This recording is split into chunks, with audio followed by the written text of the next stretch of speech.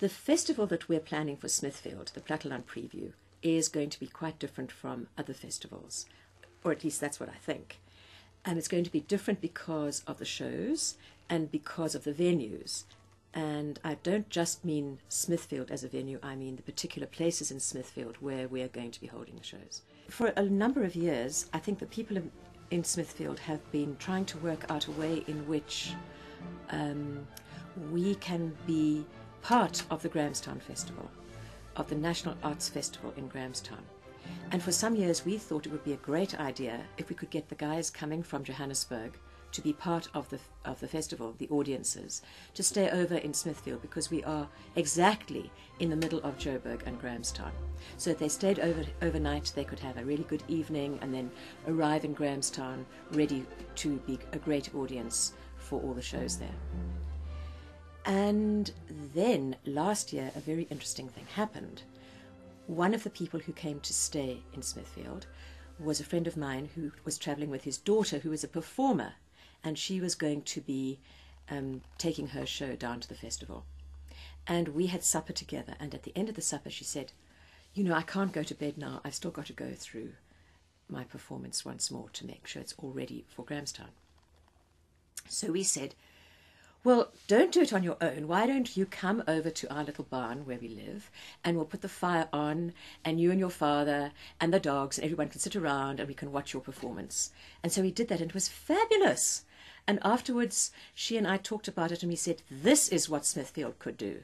We could offer a fabulous venue for people who are travelling down from Joburg to act and perform in Grahamstown. They could stop over in Smithfield, get in a few extra rehearsals, and the people of Smithfield could enjoy the shows. And in fact we could ask people from the wider area around Smithfield to come and enjoy the shows as well. So that's where the idea came from.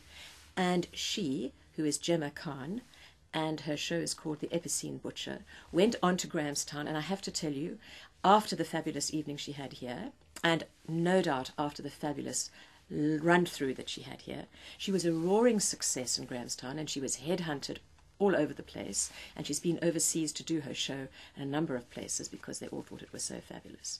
And she thinks this is a great idea, and with performers like that giving us the thumbs up and the go-ahead, we're sure it's going to work. Well, I think it's a terrific venue. It's halfway between Johannesburg and Grahamstown, which means that it's a 6-hour journey on either side of the town, which is very convenient for people to travel.